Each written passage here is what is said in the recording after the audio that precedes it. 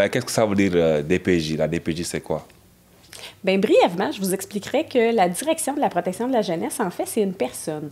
Donc, c'est soit un directeur ou une directrice de la protection de la jeunesse qui est nommé par chaque territoire et qui veille à ce que la loi de la protection de la jeunesse soit appliquée dans son territoire.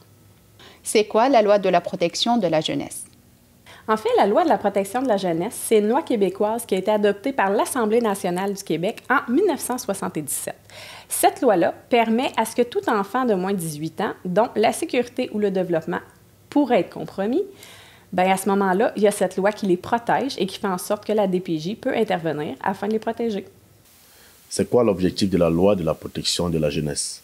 Il y a plusieurs objectifs à la loi de la protection de la jeunesse, mais un premier objectif serait de faire en sorte que tout enfant est en sécurité autant physiquement que psychologiquement. Un deuxième objectif de la loi de la protection de la jeunesse est d'analyser tous les signalements qui entrent à notre ligne 1-800 afin de s'assurer que tous les faits qui nous sont signalés sont véridiques ou non. La DPJ a aussi comme objectif de s'assurer que si une situation le requiert, bien, qu'il y ait une évaluation rigoureuse du milieu de vie de l'enfant pour s'assurer que ces conditions sont acceptables et si ce n'est pas acceptable, nous devons faire une mesure de protection à ce moment-là. Un quatrième objectif est que la DPJ puisse accompagner et soutenir le parent qui est dans un besoin suite à une rétention et à la compromission de sa situation familiale. Il doit aussi y avoir une révision dans chacune des situations afin de voir s'il y a toujours compromission et si la DPJ doit rester ou non dans la vie de la famille. Le dernier objectif de la protection de la jeunesse est simplement, lors d'une fermeture, c'est que les parents et les adolescents de plus de 14 ans connaissent toutes les ressources qui sont disponibles et qui puissent être accompagnés afin de pouvoir continuer de recevoir du soutien si c'est nécessaire. Aussi, s'ils ont plus de 14 ans, les adolescents doivent consentir à ce qu'on puisse les référer quelque part vers un organisme ou encore à un autre service. Quel est le rôle de la DPJ? Le rôle de la DPJ, c'est d'intervenir auprès des familles et des enfants, et ce, dans le respect de leurs intérêts ainsi que de leurs droits. Ce qui est important de comprendre avec la direction de la protection de la jeunesse, c'est que nous devons enrayer la compromission où la sécurité, le développement est compromis. Ce qui est aussi important pour nous, c'est de s'assurer qu'une fois que le suivi sera terminé, qu'il ne se reproduise plus. Un autre rôle est d'aller s'assurer que les faits qui nous sont rapportés lors d'un signalement sont fondés ou non. Pour ça, nous devons avoir un signalement. On ne peut pas rentrer dans la vie des gens juste comme ça. En quoi la DPJ peut être utile pour moi qui suis parent? La DPJ, ce n'est pas une ressource en tant que telle.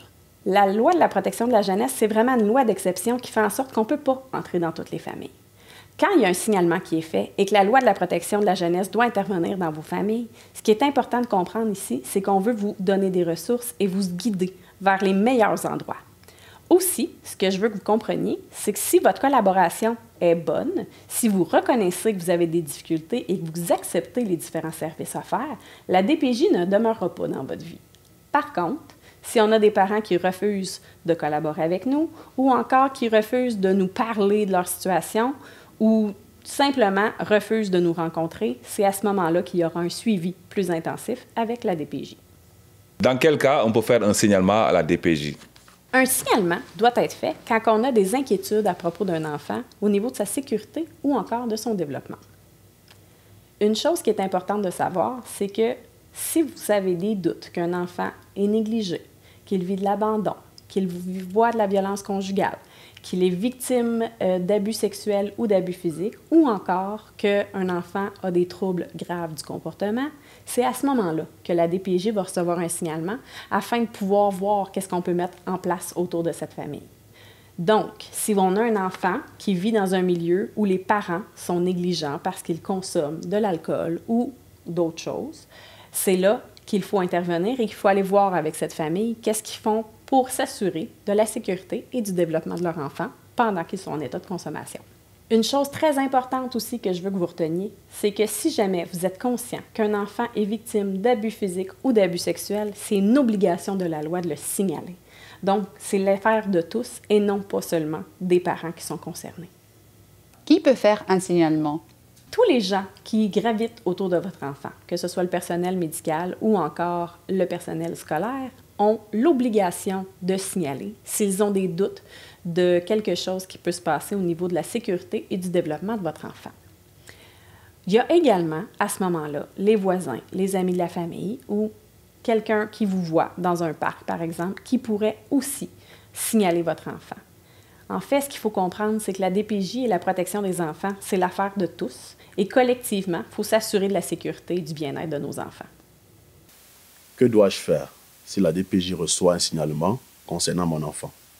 Quand quelqu'un vous appelle de la DPJ pour vous informer qu'il y a un signalement qui a été retenu dans votre famille à l'égard de votre enfant, ce qui est important, c'est vraiment de prendre le temps de bien comprendre la situation, de prendre un temps avec l'intervenant qui vous a téléphoné et de s'assurer de pouvoir poser toutes vos questions. Et ce n'est pas parce qu'il y a un signalement que vos enfants seront nécessairement placés. Au moment où l'intervenant va vous fixer une rencontre, ce qui est important de savoir, c'est que vous avez le droit d'être accompagné d'une personne neutre de votre choix. Ceci fait en sorte qu'on comprend mieux souvent la situation et que toutes les questions qu'on peut poser vont être répondues et entendues par plus d'une personne. C'est plus facile par la suite de mieux comprendre la situation. Aussi, ce que je peux vous donner comme conseil, c'est bien sûr d'être le plus transparent et le plus honnête possible. La DPJ finit par tout savoir, donc plus vous nous parlez de votre situation et plus vous êtes transparent, plus le lien de confiance sera là et mieux ce sera pour faire l'évaluation des besoins de votre enfant. Quand il y a un signalement, est-ce que les valeurs de mon pays seront prises en considération? Ici, vos valeurs, on va les entendre, on va tenter de comprendre. Par contre, ce qui est important, c'est de comprendre que la loi de la protection de la jeunesse, il faut la respecter. Donc, si on trouve un terrain d'entente entre vos valeurs et la loi, ce sera parfait. Par contre, ça se peut qu'on n'arrive pas à un consensus puisque vos valeurs sont en conflit peut-être avec les objectifs de la loi de la protection de la jeunesse. Donc, en fin de compte, ça va être dans l'évaluation et l'analyse globale de la situation qu'on va regarder jusqu'à quel point on peut respecter vos valeurs, mais soyez sûr qu'on va les entendre et que c'est toujours gagnant d'en apprendre sur une culture. Pourquoi l'école a-t-elle intervenu dans ma famille? Ce qui est important de savoir ici, c'est que c'est une responsabilité collective de s'assurer que le développement et la sécurité de tous les enfants se passent bien. Donc, c'est la responsabilité également du personnel scolaire de s'assurer que tous les enfants vont bien. S'ils ont des inquiétudes, ils ont le devoir de nous appeler et de signaler. Par contre, ce qui est important de prendre en considération ici, c'est que si on reçoit un signalement, l'analyse de ce signalement-là sera prise en compte dans est-ce que les parents ont été informés, est-ce que la collaboration est positive avec ce parent-là ou est-ce que vous nous appelez et vous n'avez pas informé ces parents-là des difficultés rencontrées par leur enfant. Ici, ce qui est important aussi de comprendre, c'est que parfois, c'est l'école qui va nous valider ou nous valider certains faits. Donc, la collaboration des écoles ainsi que les autres services autour de votre enfant seront essentiels pour nous afin d'évaluer la situation et de vous apporter l'aide nécessaire. Comment je fais pour contacter la DPJ en cas de besoin? Pour nous contacter, vous allez pouvoir nous appeler 24 heures sur 24, 7 jours sur 7 au numéro de téléphone suivant, le 1-800-567-6405.